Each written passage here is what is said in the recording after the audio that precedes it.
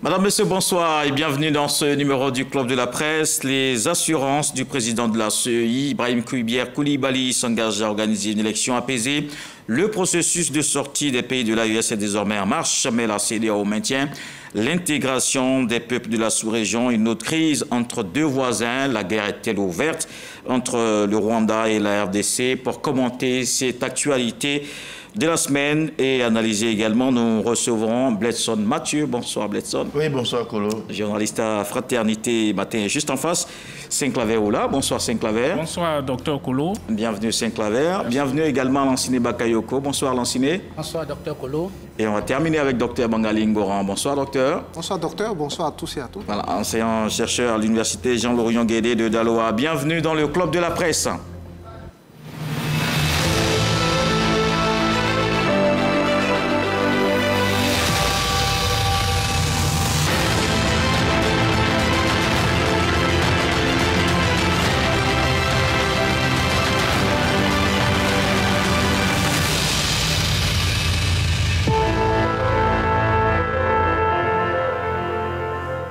C'est un engagement réaffirmé, organiser des élections apaisées en octobre 2025. Le président de la CEI, Ibrahim Coulibaly, rassure les populations d'Evisoyo. Depuis quelques jours, le président de la commission électorale indépendante, Ibrahim Coulibaly, multiplie les rencontres. Au centre des échanges, l'organisation de l'élection présidentielle d'octobre 2025. Le 23 janvier dernier, devant le bureau de l'ordre des avocats, le patron de la CEI a été invité à s'exprimer sur la possibilité d'une révision de la liste électorale RLE cette année avant le scrutin d'octobre 2025. Une opération réclamée par une frange de la société civile et l'opposition pour inclure de nouveaux électeurs dans le processus démocratique. Devant cette préoccupation, Ibrahim Coulibaly estime que la loi ne dit pas que la révision doit se faire avant les élections. La loi dit que la révision doit se faire chaque année, donc elle peut se faire après les élections. Le président de la commission électorale indépendante a par ailleurs ajouté, je cite, « Nous évitons d'en faire une année électorale parce que nous avons des impératifs, notamment la question des parrainages, des candidats et bien d'autres missions. » Le 28 janvier dernier, lors d'une rencontre avec les membres de la CEI, Ibrahim Coulibaly s'est résolument engagé à organiser un scrutin présidentiel apaisé pour faire de la CEI un véritable instrument de démocratie. Un engagement du président de la commission électorale indépendante. Quel commentaire, Bledson Mathieu? Oui, quel commentaire? Le président de la CEI fait beaucoup d'efforts pour montrer sa bonne foi, la bonne foi de son institution. Parce que la CEI, justement, dans l'image, beaucoup de personnes pensent que la CEI a été à la base de nos différentes crises, ce qui est complètement faux. Dans le système électoral de la sous-région, le plus perfectionné, c'est celui de la Côte d'Ivoire. Ce n'est pas le Sénégal que je suis très bien, ce n'est pas celui du Ghana. Mais on a eu un certain nombre de crises, notamment en 2010, en 2002 d'abord, et puis en 2010, et on a toujours pensé que c'est la CEI, mais ce qui est complètement faux. Donc lui, il fait beaucoup d'efforts pour dire aux gens qu'on aura de très bonnes élections, soyez rassurés, il y aura des élections apaisées. Mais les élections apaisées, ce n'est pas la CEI. Ce sont les acteurs qui vont par là. Le système de la CEI en lui-même, bon, pour l'instant, personne n'a réussi à trouver, à redire. On critique avant les élections, on s'en sert pour faire palabre, mais quand les palabres finissent, personne ne vient démontrer que non, pour telle ou telle chose, j'avais vraiment raison de dire que j'ai gagné les élections. Non, on passe dessus parce que tu ne peux pas, dans le système électoral en Côte d'Ivoire, dire que tu as gagné les élections. Si c'est faux, ce n'est pas possible. Techniquement, ce n'est pas possible. C'est pour cela que de 2002 à aujourd'hui, personne n'est venu dire voici les preuves que moi j'ai gagné les élections, même 10 ans après. Même 10 ans après. Ben, sur le champ, on peut dire, bon, comme ça on ne fait pas là, personne n'a le temps de montrer ses preuves, mais après ça disparaît. Il faut comme il n'en a plus parlé, alors que, bon, effectivement, tu as dit que tu as gagné les élections, et comme chaque candidat a les preuves du résultat du vote des Ivoiriens, en principe, le candidat qui estime qu'il a été délaissé de son pouvoir et qu'il a été injustement déclaré perdant, devrait pouvoir 1 an, 2 ans, même 10 ans après montrer ces preuves-là. Mais personne ne revient dessus. Personne, personne. Saint-Claver Oula, quels sont vos commentaires? Oui, il faut dire que pour qu'on ait une élection apaisée, il faut que le processus électoral soit transparent. Or là, la présidentielle d'octobre 2025 vers laquelle nous allons, les acteurs même ne sont pas encore d'accord sur un certain nombre de principes parce qu'il y a la volonté d'un certain nombre d'acteurs, notamment ceux de l'opposition, de voir la CEI engager une nouvelle RLE, comme c'est prescrit. Une révision de la liste électorale. Une révision de la liste électorale, comme c'est prescrit dans la loi. Le président de la CEI, je l'ai entendu tout à l'heure dans le commentaire de votre reporter, dit que le président de la CEI dit que rien n'est dit qu'il faut faire la révision avant ou après la présidentielle. Mais je ne vois pas en quoi on doit faire la révision de la liste électorale après la présidentielle. Ce qui voudrait dire qu'en 2025, ce n'est même pas sûr de faire une révision de la liste électorale telle que prescrite par la loi, parce que la loi dit qu'il faut faire la révision de la liste électorale chaque année. Nous sommes en 2025. Si le président dit qu'on doit faire la révision de la liste électorale après l'élection présidentielle, ce qui voudrait dire que après le déroulement de l'élection présidentielle en octobre, et s'il y a un deuxième tour, on se dit en novembre, il aura quelle période pour faire la révision de la liste électorale? Automatiquement, on tombe en 2026. Maintenant, quand il dit après ou avant, mais quand on fait la révision de la liste électorale, c'est pour atteindre quel objectif? On vise quoi? On vise une élection. Donc, la logique voudrait que la révision de la liste électorale se fasse après. Ça même, on n'a pas besoin de faire des grandes études de droit et autres pour le savoir. Voilà, donc la révision de la liste électorale, normalement, elle doit se faire avant. Et le président de la CEI, il a fait la révision de la liste électorale en 2020. Et vous-même, vous l'avez reçu sur ce plateau. Vous avez cherché à savoir, vous lui avez posé la question de savoir si on tiendra dans les délais. Ça, c'était en 2020. Ça, c'était en 2020. Et la révision de la liste électorale était lancée le 10 juin et elle s'est achevée le 24. En 2015, la révision de la liste électorale a été faite en juillet. Et ainsi de suite en 2010.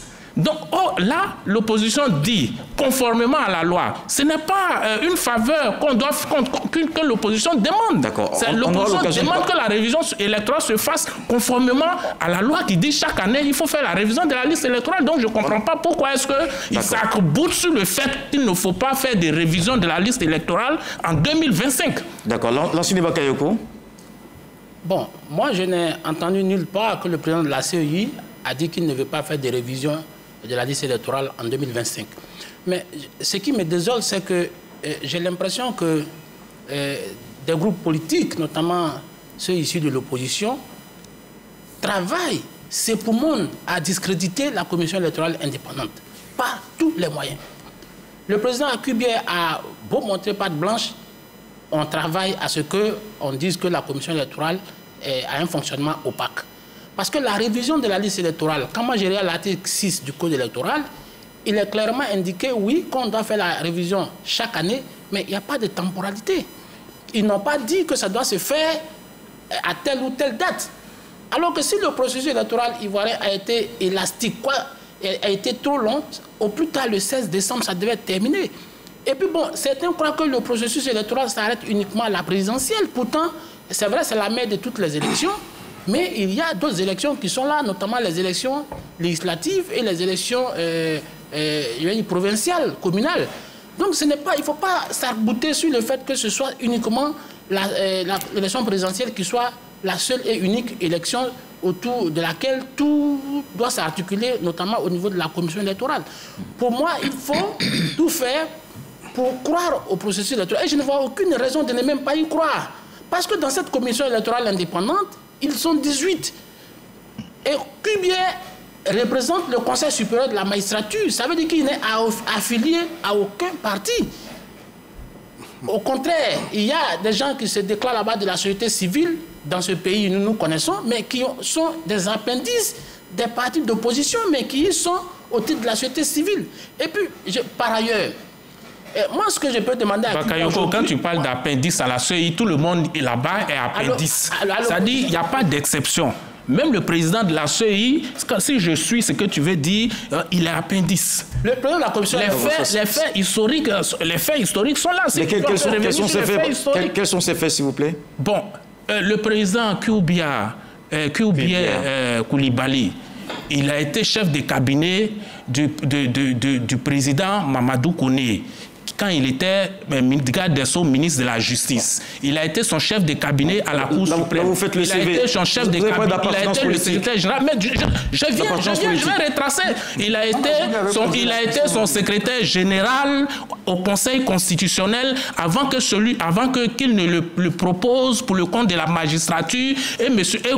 Koné Mamadou, on le sait, je dis les faits historiques sont là. M. Koné Mamadou, à un moment donné, a été secrétaire général du MPCI et il a représenté le MPCI à Ouagadougou où j'étais pour les négociations ivoiro-ivoiriennes. D'accord, Bakayoko va terminer. On peut dire qu'il y a des accointances ici et là, il y a les ramifications ici et là, même si on dit qu'à la CI, il y a les représentants des partis politiques, société civile. D'accord, vous laissez Bakayoko terminer et puis Dr Bangali va réagir ensuite. Je pense que c'est un délit de faciès, à la limite que tu es en train de critiquer, parce que bien que moi je connais, que je vois en train de parler, c'est un commis de l'État.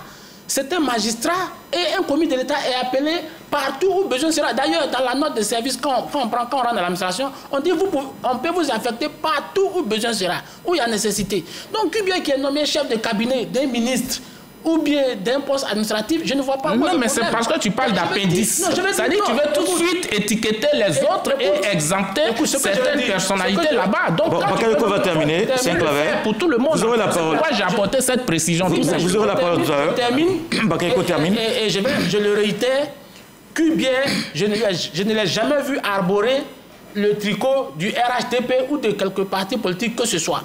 Même Mamadou Koulibaly dont tu parles là, il est venu dans le cadre d'un accord. Mamadou est venu dans le cadre d'un accord au gouvernement. Je ne l'ai jamais vu arborer les habits de tel ou tel parti. Oui, mais moi j'étais avec lui à Ouaga. Alors, monsieur Donon, c'est pas un débat de personne. C'est pas un débat de personne. C'est lui qui a soulevé la question d'appendice pour essayer d'étiqueter les uns les autres. Docteur Bangali nous attend, il n'a pas encore parlé. Dans cette commission électorale, il y a les membres de tous les partis, y compris ceux de l'opposition. Alain Dogou qui reprend le FPI, les Demba Pierre qui reprend le PPACI, le PDCI qui a des membres. Pourquoi ceux-là ne se rétractent pas auprès de Koulibaly Koubier pour lui dire Koulibaly Koubier, tu es en train de mener une action solitaire dans le sens de la fraude, donc nous nous retirons. Je pense qu'il faut arrêter cette mauvaise foi vis-à-vis du président de la commission électorale qui est en train de faire un travail administratif. C'est un organe technique. Il ne faut pas instrumentaliser, disons, l'ignorance des populations. C'est noté là. Moi, c'est ce que je voudrais inviter Koubier. Je voudrais ici inviter le président Koubier à laisser les autres aussi parler.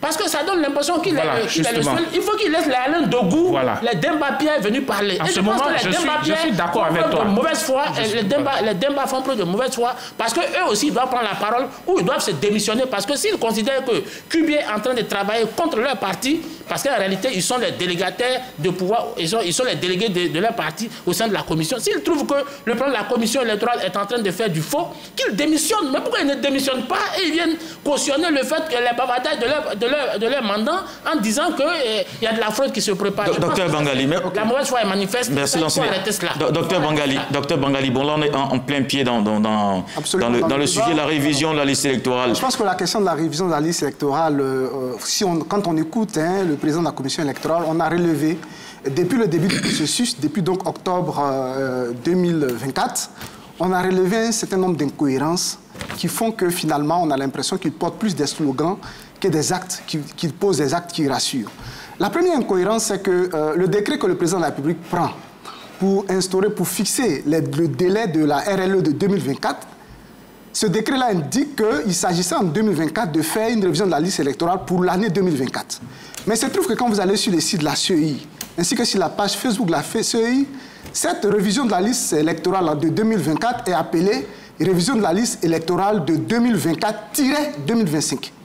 Donc déjà, dans la communication de la CEI, avant même qu'il n'énonce l'idée qu'ils n'avaient pas l'intention de faire une révision de la liste électorale en 2025, ils avaient déjà dans leur communication, en tout cas numérique, mis en avant le fait que pour la première fois dans l'histoire de la CEI, on allait faire une révision électorale qui était adossée sur 2 années budgétaires. Alors qu'habituellement, il s'agissait de faire une révision de la liste électorale soit de 2015 tout court ou de 2025 tout court.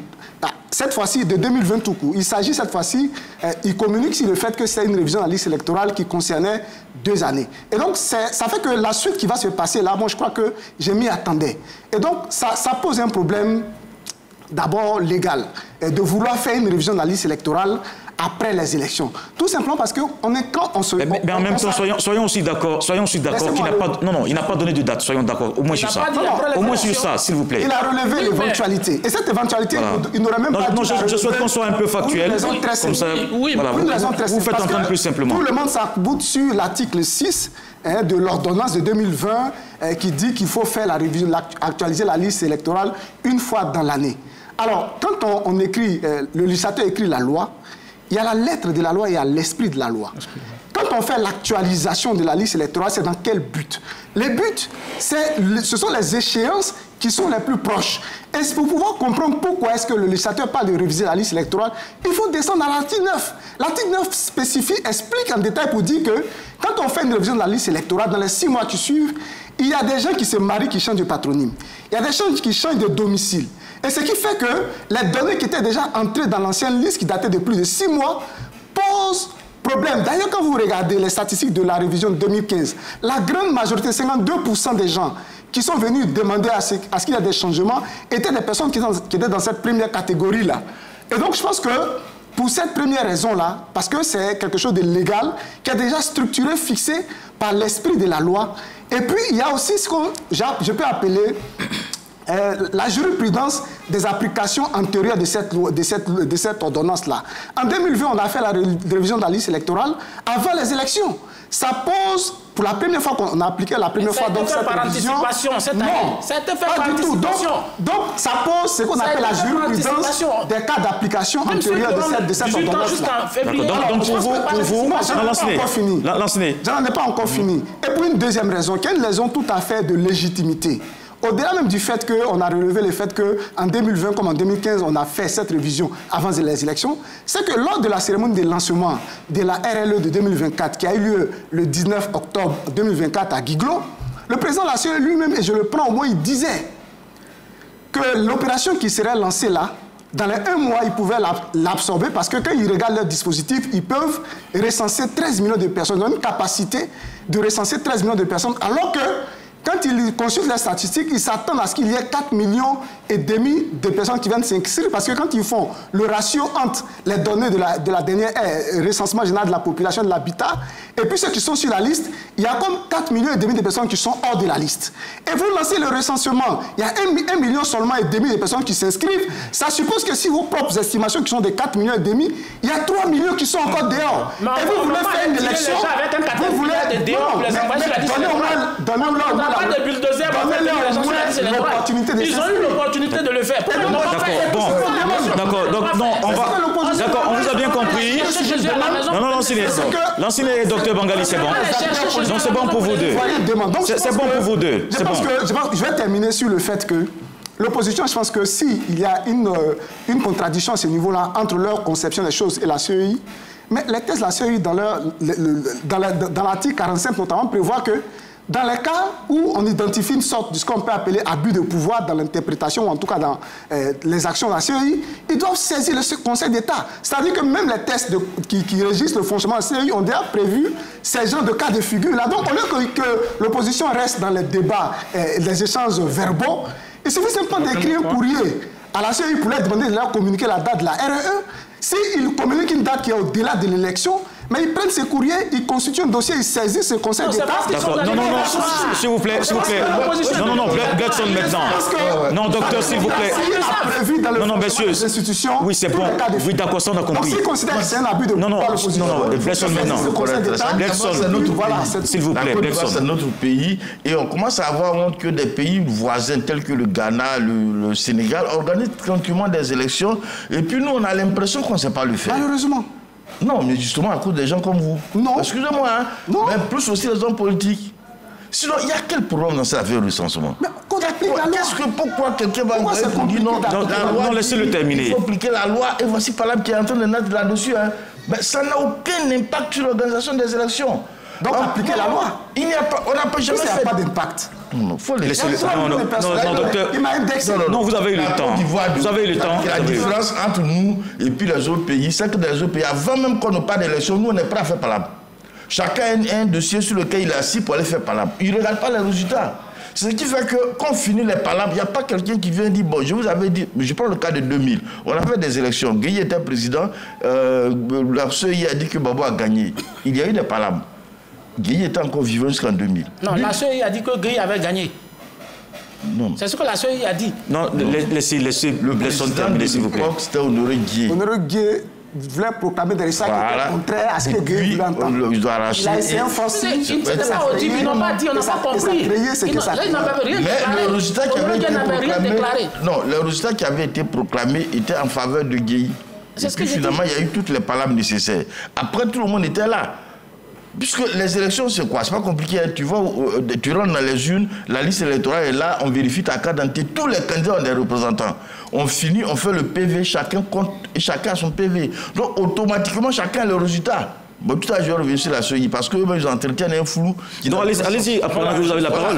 Allez-y. Donc, techniquement, tu ne peux pas agir sur le truc. Mais la CEI elle-même se met dans une position d'arbitre. On a l'impression que Kubert, c'est un arbitre, il peut siffler penalty, il peut annuler un but. C'est pas vrai, il n'a aucun pouvoir. Et le problème, il n'y a aucun pouvoir. Les élections, c'est dans l'urne. On finit, chaque candidat a son représentant. Dès que tu finis, automatiquement, pour le bureau de tout, chacun a son résultat. Au Sénégal, c'est la télévision, la radio qui donne les résultats. Chez nous, ici, la FEI, on ne sait pas qu'est-ce qu'ils ont à dire, on va les compiler. Vous allez faire quoi là-bas? Parce que les gens ont des partis pris. Non, ils vont aller faire quoi là-bas? Ça, c'est le problème. Chacun va proclamer les résultats en sa faveur. C'est ça. C'est ça.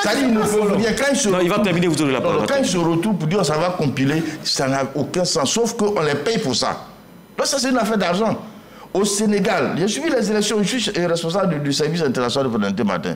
Au Sénégal, c'est la télévision nationale. Même ceux qui travaillent dans leur commission, ils sont là, ils écoutent la télévision nationale, qui a fait une alliance avec la radio nationale et une alliance avec la radio de proximité. Ils ont envoyé des reporters pratiquement sur l'essentiel des bureaux de vote.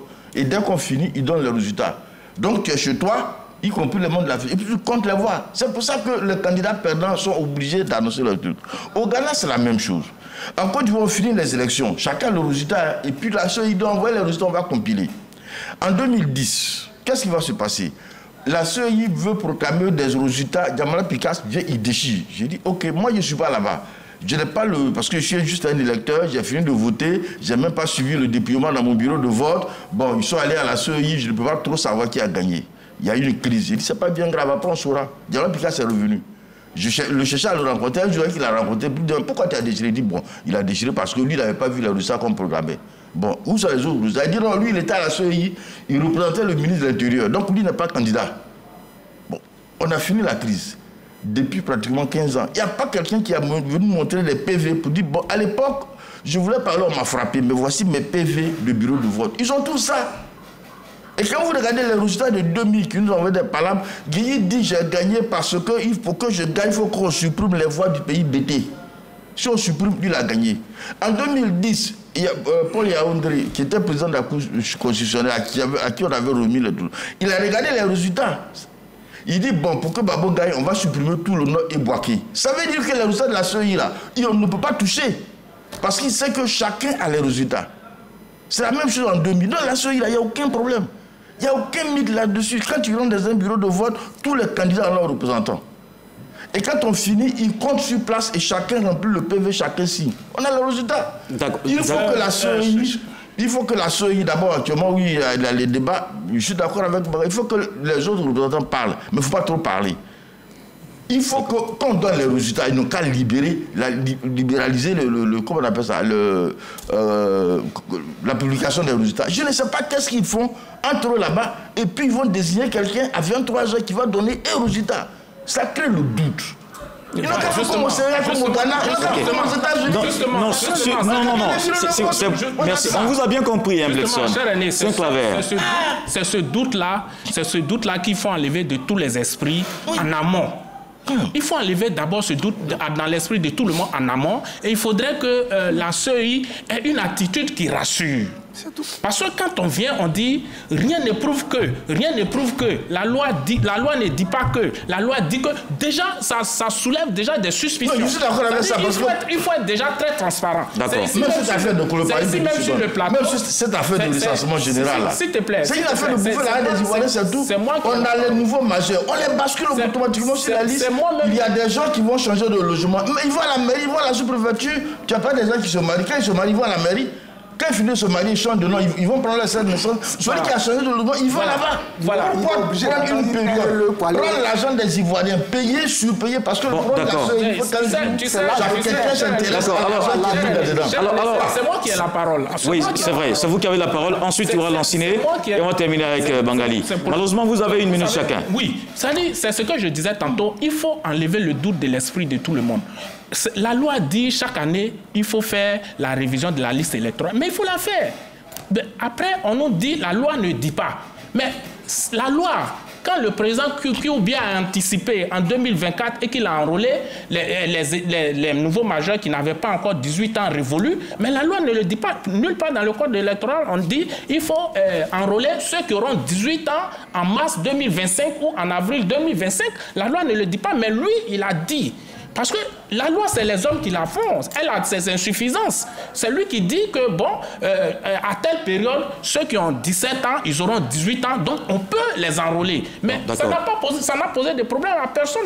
Merci Saint-Claver. Une minute à vous également, Lanciné. D'abord, je voudrais dire que Kouibia est quasiment la seule personnalité dans cette CEI à n'avoir d'acquaintance avec aucun parti politique. C'est lui.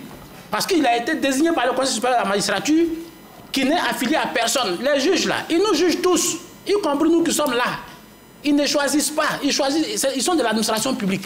Maintenant, je vais dire, la CEI n'a aucun problème. La CEI n'a aucun problème. J'ai l'impression qu'on a une opposition qui prépare le chaos, qui prépare un chaos post-électoral. Parce que déjà, on prépare les esprits, on dit non, la CEI n'a qu'à enlever le doute dans la tête des gens. Mais il n'y a pas d'objet enlevé de doute. La CEI ne suit que la loi et les accords politiques. Ce n'est que ça. Les accords Saint-Claver, vous ne relancez pas le débat. Vous ne relancez pas le débat, sinon malheureusement, je serai obligé de passer. De la loi et des accords politiques.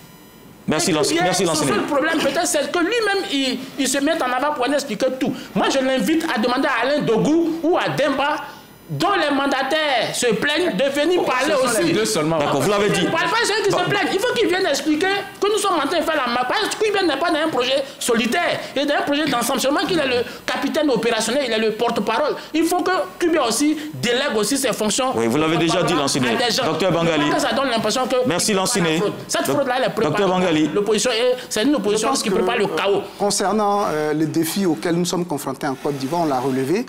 Ça fait honte, mais la Côte d'Ivoire est le seul pays du top 3 ou en tout cas du top 5 des économies de la CEDEAO qui est encore dans des situations d'élections qui entraînent les troubles, qui sortent de remise à plat des institutions avec des montées de violence. Ceux qui sont dans le top 3, c'est d'abord le Nigeria, c'est le Ghana et la Côte d'Ivoire. Et si on descend un peu plus bas en top 4, il y a le Sénégal. Vous allez voir que dans la statistique que je viens de donner, le seul pays qui compte parmi les grands qui n'a pas encore vaincu ces démons liés à l'organisation des élections, c'est la Côte d'Ivoire. À cause de la mauvaise foi des uns et des autres. Non, rapidement, c'est malheureusement terminé, docteur. Il y a une question de crise morale de l'élite. Ce n'est même pas une question d'institution, de modèle d'organisation des élections. Ce sont la moralité des gens qui habitent ces institutions qu'on a construites. Quel que soit le format, quels que soient les tests, vous allez trouver des gens qui vont chercher à exploiter des failles pour créer des tensions qui ne devraient pas être. La loi dit qu'il faut faire les élections, il faut faire la RLE. Vous l'avez fait en 2015, avant les élections. Vous l'avez fait en 2020, avant les élections. Mais faites-le en 2025, avant les élections. Par des délais constitutionnels. Ok, bon, vous risquez de relancer le débat. En 15 secondes. 15 secondes. Est-ce qu'il dit que les élections vont avoir lieu? Lancez-le terminer. En 15 secondes, je crois qu'on ne récolte en amont que ce qu'on a sémé, en aval ce qu'on a sémé. Merci. Si Kubier dit que les élections vont avoir lieu à janvier 2026, qu'est-ce qui va advenir? Merci. Bon, Lansine Bangalé. Les élections à janvier 2026. Merci, messieurs. Merci, messieurs. On va passer au deuxième sujet, qui était aussi un sujet qui nous intéresse, le processus qui est lancé pour la sortie des pays de l'AES, de la CEDEAO. Mais l'organisation sous-régionale conserve les avantages des populations du Mali, du Burkina Faso et du Niger. Devisoyo. De la République du Niger de la CEDEAO est désormais acté. Ce retrait a pris effet le 29 janvier 2025. Cependant, la communauté économique des États d'Afrique de l'Ouest maintient ses portes ouvertes aux 3 pays de l'AES. Cette décision s'inscrit dans l'esprit de la solidarité régionale et dans l'intérêt supérieur des populations. Elle est également conforme aux résolutions prises à la conférence des chefs d'État et de gouvernement de la communauté sous-régionale. Il s'agit entre autres de reconnaître les passeports et cartes d'identité nationaux portant le logo de la CEDEAO détenus par les citoyens de l'Alliance des États du Sahel. Continuer à accorder aux biens et services provenant des 3 pays concernés, permettre aux citoyens des pays de l'AES de continuer à jouir des droits de circulation, de résidence et d'établissement sans visa. Autant de dispositions en vigueur jusqu'à la prochaine conférence des chefs d'État et de gouvernement de la CEDEAO. Des mesures nécessaires pour éviter toute confusion et toute perturbation dans la vie et dans les affaires des populations pendant cette période de transition, selon la CEDEAO. Alors, Bletson Mathieu, est-ce qu'on peut dire que la CEDEAO sauve l'essentiel? Oui, la CEDEAO joue les gens raisonnables. C'est-à-dire qu'ils n'ont pas décidé de dire on va rompre, on va appliquer les dispositions qui sont mises en œuvre lorsqu'on n'est pas de la CEDEAO. C'est-à-dire que normalement aujourd'hui, tous les ressortissants des pays de l'AES devraient payer visa et devraient payer carte de séjour. C'est ce qu'on fait aux Camerounais qui nous sont hors de la CEDEAO. Mais la CEDEAO dit bon, c'est pas bien grave, ce sont nos frères, on va aller doucement, garder la libre circulation des biens et des hommes, garder la liberté d'établissement. La liberté d'établissement et d'investissement. Ça, c'est une décision salutaire parce qu'en face, tu n'as pas des gens qui réfléchissent comme ça, qui raisonnent comme ça. Eux, ils se sont mis ensemble, pas vraiment pour des questions économiques ou des populations, parce que la CEDEAO les fatiguait avec cette affaire d'organiser les élections. Depuis qu'ils sont sortis, ils sont tranquilles dans leur endroit. Et si vous remarquez, même les pays de la CEDEAO qui leur font les yeux doux sont des pays qui n'ont pas envie d'organiser des élections, qui comprennent, qui se disent attention, mais ceux-là, personne ne les fatigue, même leur population ne réclame plus d'élections. Bon, ben, si tu commences à tenir des discours du genre on veut nos souverainetés, on veut nos souverainetés. Bon, il y a encore cette tendance, mais bon, Dieu merci. En tout cas, moi, j'estime que c'est une décision extrêmement sage. La sous-région n'avait pas besoin de troubles. Oui, décision sage de la CEDEAO, parce que, bon, vous savez, ces différents pays-là sont en crise. Ils ont un souci d'insécurité et donc constamment leurs populations sont amenées à bouger. Il y a l'immigration ici et là. Vous-même, vous savez qu'il y a une forte population actuellement burkinabé au nord de la Côte d'Ivoire, le Mali aussi. Donc, il ne faut pas vraiment en rajouter aux problèmes que ces populations-là traversent en ce moment. Donc, je pense que le fait pour la CEDEAO, pour les chefs d'État de la CEDEAO, pour les différents responsables des différents pays qui sont dans la CEDEAO, de permettre à ces populations-là administrativement de circuler, d'aller, venir, de garantir la sécurité des biens et des personnes. C'est vraiment une décision sage et salutaire pour la CEDEAO qui, je pense, n'a pas encore rompu le cordon ombilical. Hein. Les discussions continuent malgré que ces pays-là aient quitté le 29 janvier dernier officiellement la CEDEAO. L'ancien Bakayoko, c'est cela, maintenir ce lien et puis peut-être aussi laisser une porte ouverte? Bon, moi je ne suis pas d'accord avec la décision de la CEDEAO. Je pense que quand on est membre de la CEDEAO, ça implique des devoirs et des droits. Ça dit que ça implique des privilèges et des situations où on n'a pas de privilèges. On ne peut pas être en dehors de la CEDEAO et vouloir bénéficier des privilèges de la CEDEAO. Mais c'est la CEDEAO qui a pris la décision. C'est la CEDEAO qui prend. C'est pas l'AES qui a demandé. Mais je suppose que c'est pour une période transitoire, jusqu'à 6 mois, une période transitoire pour permettre que les gens regardent en profondeur les choses. Et puis par ailleurs, Ces gens sont dans les mêmes organisations. Enfin, au sein de la CEDEAO, il y a des Maliens qui sont dans la CEDEAO, il y a des Burkinabés, il y a des Nigériens. Et donc, pour les retirer ou pour les déplacer, ça met un peu de temps. Et puis, les accords qui avaient été noués avec la CEDEAO, via la CEDEAO avec ces pays, il va falloir les refaire, les reformater. Et tout ça, ça prend du temps. Ça prend du temps. Et donc, je crois que la CEDEAO, sur ce plan, laisse pas la porte pour que les pays de l'AES puissent revenir, les États séparatistes puissent revenir. Mais je pense que c'est une période pour que la CEDEAO puisse elle-même, pour éviter qu'il y ait trop de brutalité, trop de casse. Mais pour moi, les États de l'AES doivent s'assumer. Ils doivent s'assumer. Il faut que la CEDEAO essaie de montrer à l'AES qu'on ne fait pas n'importe quoi. C'est pourquoi il faut que, très rapidement, des mesures, pas de rétorsion, mais des mesures administratives soient prises. Par exemple, en instaurant, par exemple, des cartes de séjour. Il faut instaurer... D'ailleurs, je suis déjà très heureux que la carte brune d'assurance aujourd'hui n'est plus trop fonctionnelle par rapport... selon qu'on vienne de l'AES pour venir en Côte d'Ivoire ou dans un autre pays de la CEDEAO. Et ça, c'est des choses... Il ne faut pas que l'AES bénéficie des privilèges liés à la CEDEAO. Ça, vraiment, c'est non. Il faut que ça s'arrête. Parce qu'aujourd'hui, et je pense que je vais extrapoler, ce qui a commencé la semaine dernière, il faut que tous ceux qui veulent venir, on a besoin d'industrie, mais on n'a pas besoin d'industrie de la mendicité. Il faut que tous ces garibous qui sont dans nos rues là, il faut que la CEDEAO les ramène chez eux. Parce qu'eux, ils sont des producteurs de garibous qui viennent chez nous ici, venir détruire, déstructurer notre économie, nos pays. Il faut que ceux-là, on les fasse... aussi qu'il y a des Ivoiriens. Non, il n'y en a pas. Il n'y a pas de Docteur Bangali, maintenant, lancez-les. Ils sont des garibous là-bas. Nous, Merci. ils ne sont pas des garibous chez nous. Il faut qu'ils retournent chez eux. Ce n'est pas de l'extrémisme, mais c'est la voie de la réalité. Docteur Bangali, s'il vous plaît. Si on n'est pas dans la CEDEAO, on ne bénéficie pas des privilèges de la CEDEAO. Merci. Je pense que, disons, la dynamique de la CEDEAO est à saluer, parce que c'est une dynamique d'apaisement, de désescalade. Mais attention, il ne faudrait pas que les acteurs de l'AES prennent cela pour de la faiblesse, parce que ce sont d'abord des mesures transitoires pour créer un climat favorable aux discussions, pour construire les conditions de la prochaine collaboration, éventuellement entre ces pays-là et l'AES. Je crois qu'il y a déjà un cas d'école qui doit inspirer tout le monde. C'est ce qui s'est passé, l'escalade qu'il y a eu entre le Mali et la Côte d'Ivoire. Pendant l'affaire des 49 soldats autrement, on a atteint un pic d'adversité, et puis après, on est entré dans une dynamique de désescalade parce qu'on s'est rendu compte que finalement, les sorts des peuples, même des différents pouvoirs des deux capitales, étaient liés. Donc à un moment, il fallait revenir en soi-même et puis essayer de construire, c'est vrai avec les contradictions, mais des voies de collaboration qui vont dans l'intérêt économique de chaque partie. Et je crois que ce soit en dehors de la CEDEAO, dans le cas de la CEDEAO, il ne change pas que les pays sahéliens ont un sort qui est forcément lié aux pays côtiers.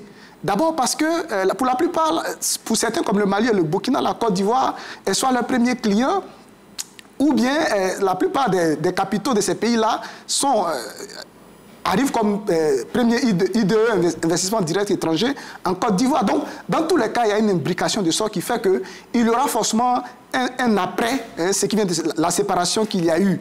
Et quand on regarde le cas de la Mauritanie, parce qu'il y a déjà un cas qui peut les inspirer. La Mauritanie est sortie de la CEDEAO, mais après, la Mauritanie s'est retrouvée obligée d'aller s'appuyer sur des accords bilatéraux dans un premier temps, avec les pays où ils considéraient qu'ils avaient beaucoup de ressortissants. Et puis après, ils se sont rendus compte que les accords bilatéraux ne fonctionnaient pas suffisamment.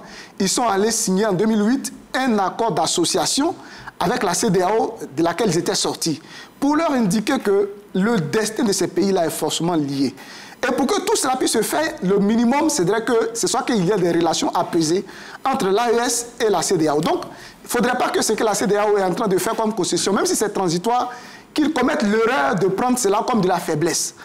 Parce que... C'est ce que les Aésiens croient. Les Aésiens croient que c'est de la faiblesse. On les interpelle là-dessus. Il faut que les Aésiens comprennent que... Parce que depuis le début, on a tous appelé, on a tous élevé la voix pour que l'extrémisme que la CEDEAO a utilisé dans le cas de la crise qu'il y a eu à Niamey, on a tous condamné ça. Aujourd'hui, la CEDEAO a refait sa mue. La CEDEAO a refait sa mue. Elle est en train d'assouplir ces conditions de la collaboration. Il ne faudrait pas qu'en en face, eux, ils fassent la dynamique contraire de s'enfermer dans un radicalisme, de donner l'impression qu'ils ont réussi leur coup, donc ils n'ont plus rien à perdre. Il y a un après.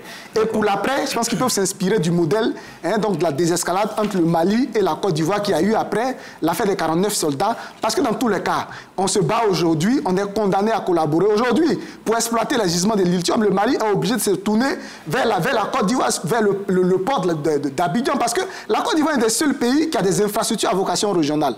Depuis la colonisation, le système économique du pays a été pensé pour jouer ce rôle-là. Donc, il est impossible que les pays saheliens se coupent du port de la Côte d'Ivoire de son dispositif. Au-delà de ça, et je vais terminer là-dessus. Pas qu'ils se coupent, mais sur la base d'une nouvelle collaboration. Au-delà de ça. Nouvelle collaboration. Au-delà de ça. Laissez terminer. Au-delà de ça.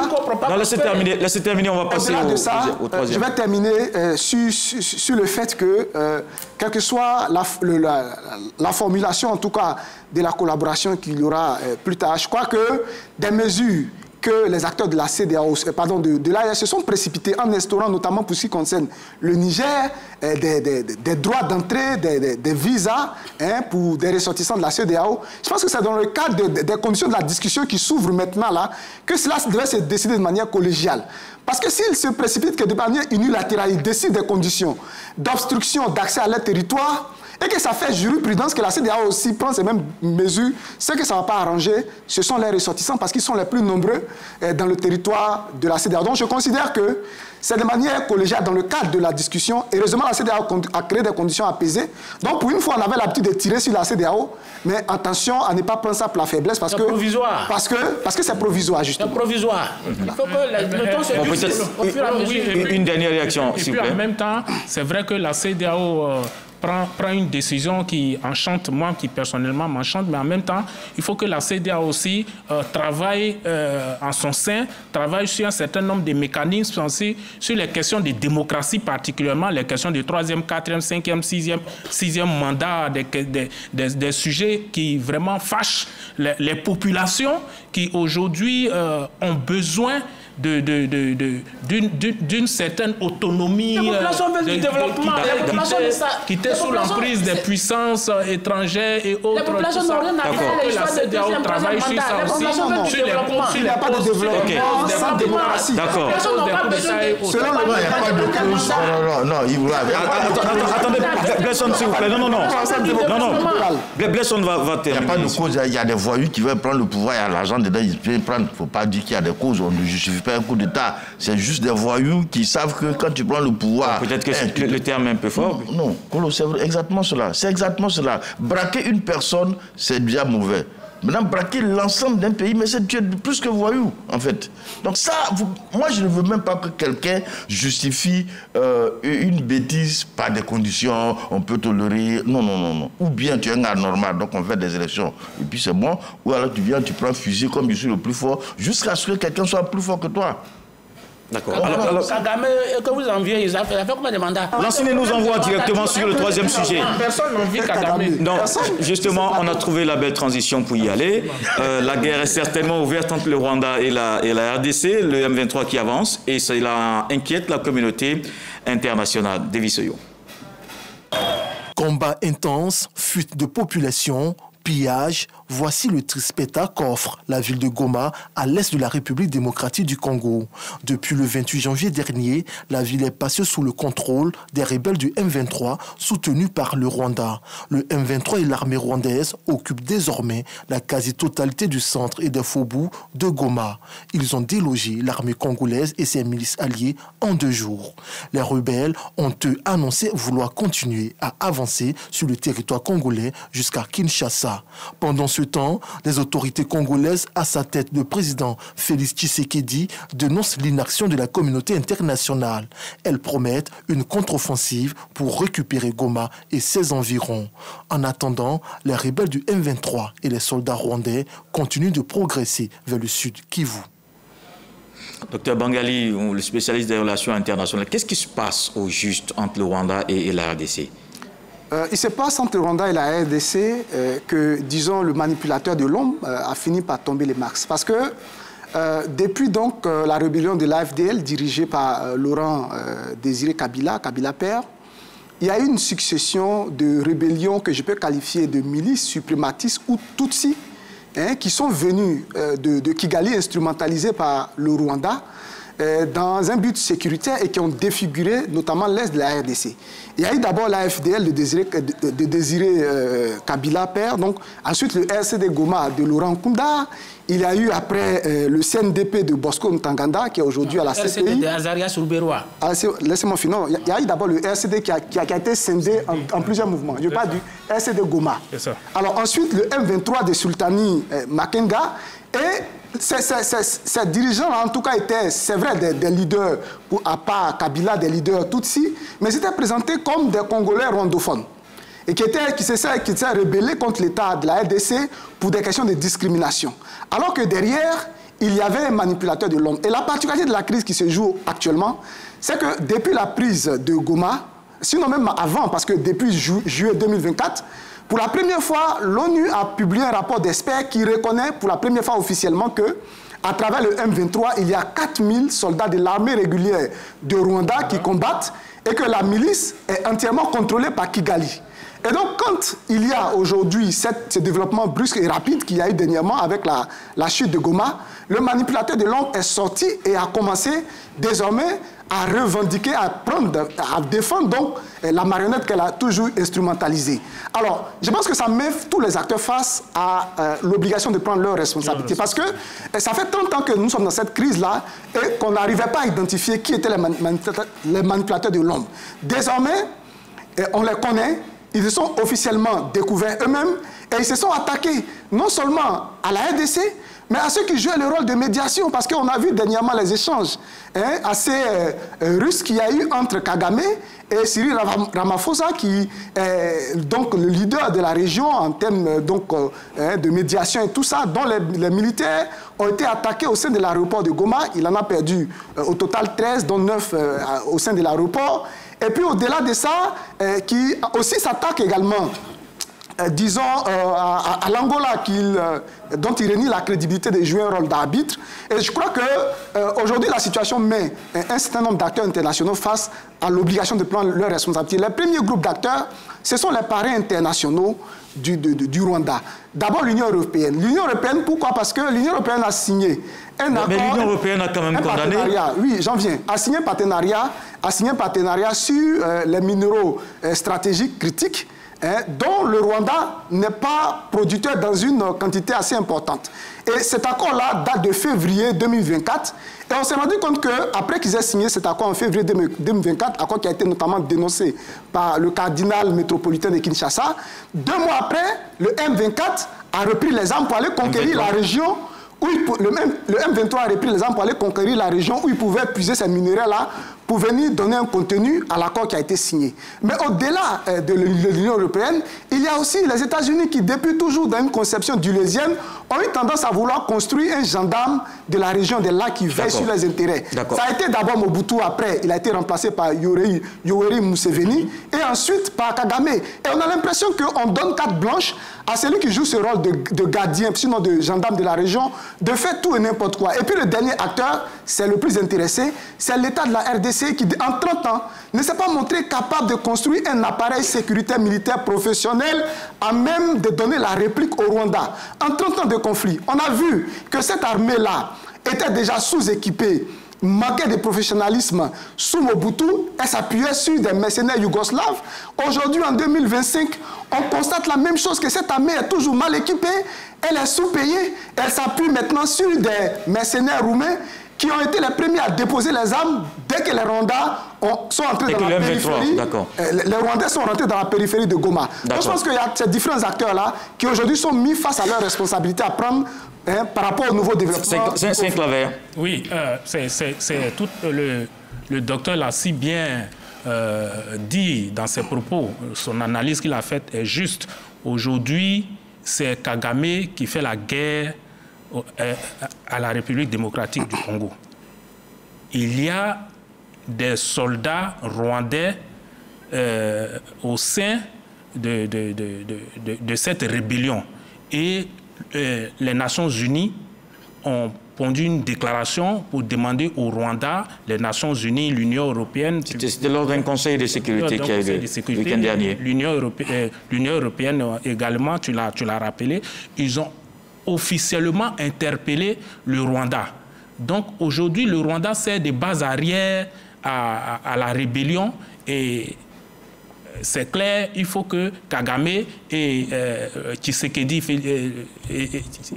Félix Tshisekedi s'asseyent pour discuter de la fin de cette guerre-là. Et la rébellion, où elle enlève tout ce matériel militaire, tout cet arsenal militaire. Vous avez donné la réponse tout à l'heure. C'est le Rwanda. Donc, il faut que les discussions s'engagent. C'est vrai qu'à un moment donné, en Côte d'Ivoire, ça n'a pas été fait. Le Burkina hébergeait la rébellion qui a attaqué et ça n'a pas été fait. Pour le moment, on va rester entre le Rwanda et la RDC. Oui, Bletson Mathieu. Oui, qu'est-ce qui se passe à Goma? Bon, de loin, quand on est ivoirien, il y a beaucoup de choses qu'on n'arrive pas à comprendre. Moi, j'y suis allé, honnêtement, quand tu arrives là-bas.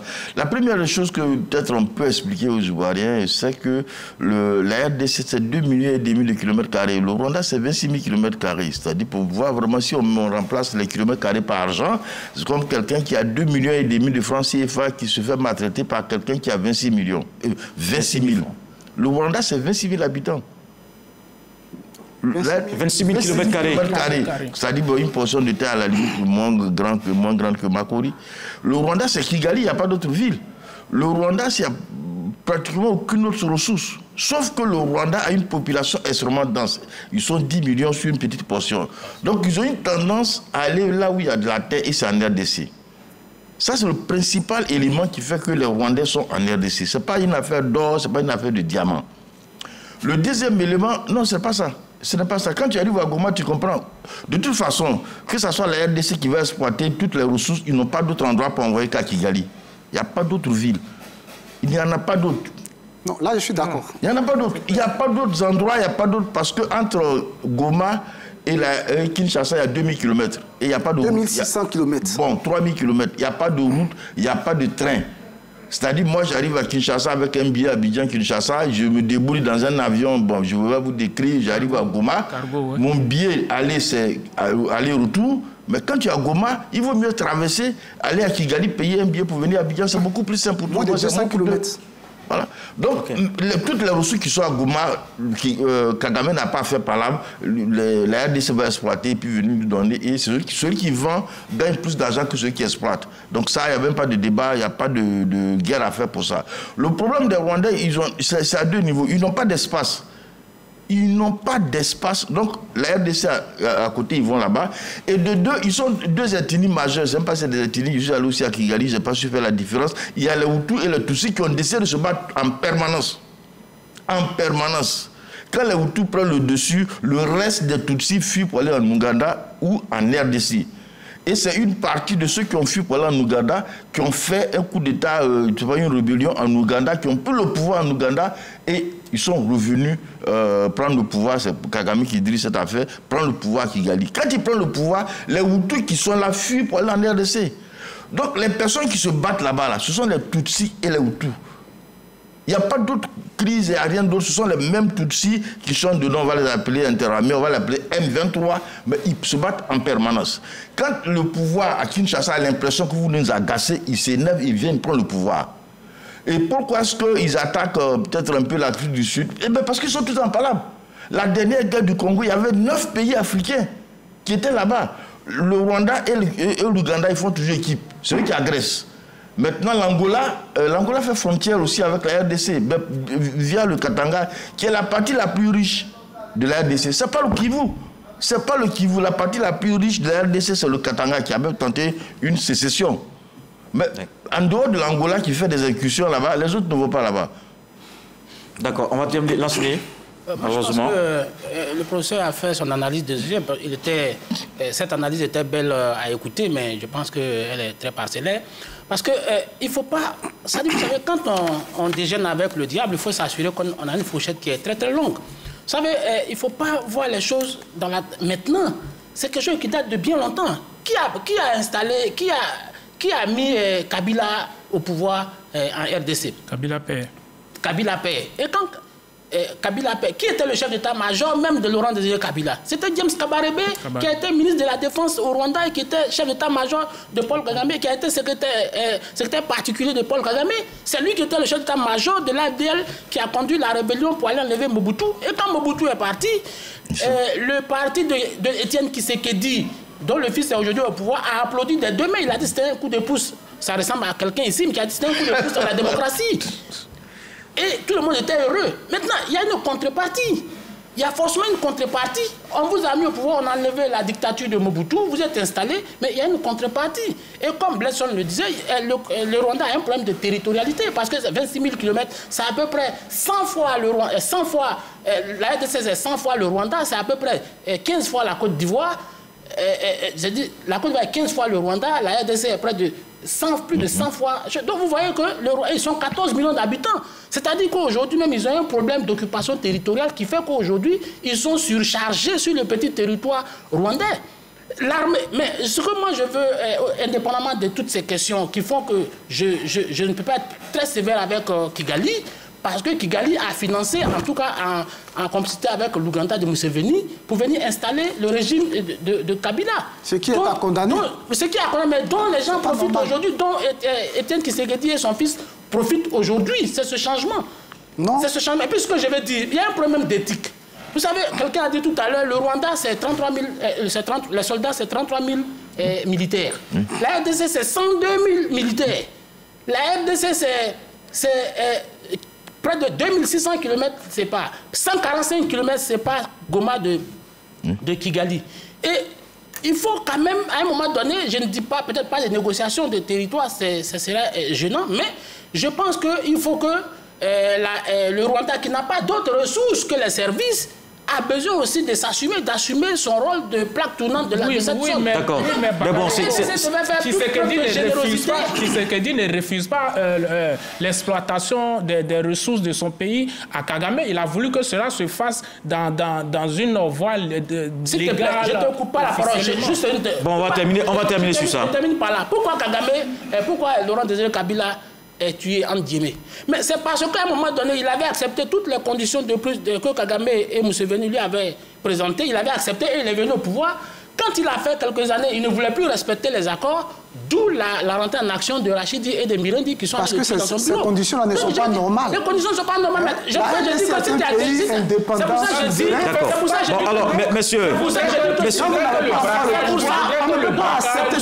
tu déjeunes avec le diable, il faut être sûr que tu as. D'accord. Alors, messieurs, ce qu'on va faire. Si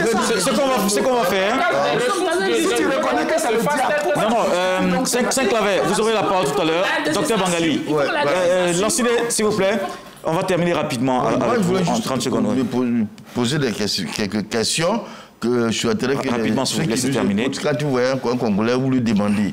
On n'arrive pas à comprendre que la RDC, c'est 2,5 millions de kilomètres carrés, que le Rwanda, c'est 26 000 km². J'ai dit tout à l'heure, si on transforme en argent, quelqu'un qui a 2 500 000 est maltraité par quelqu'un qui a 26 000. On n'arrive pas à comprendre que le propriétaire des ressources, c'est la RDC. Il y a même le Katanga. Kagame achète les armes avec peut-être 1 millième des ressources qui volent en RDC. Vous avez l'entièreté.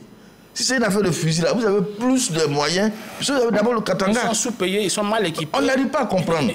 C'est-à-dire un enfant qui a 3 ans, tu vois, des pleurs, tu veux aller défendre, tu arrives, c'est un monsieur gros gaillard, et puis c'est un enfant qui a 3 ans. C'est pour ça que quand Tshisekedi se balade, personne ne comprend. D'accord, alors messieurs, non, c'est bon, je pense qu'on a vraiment fait le tour sur la question, s'il vous plaît. Merci Docteur Bangali, merci Saint-Claver Oula, Lansine Bakayoko, merci Bledson Mathieu. Merci à vous de nous avoir suivis. On se dit à dimanche pour un autre numéro du Club de la Presse. Merci.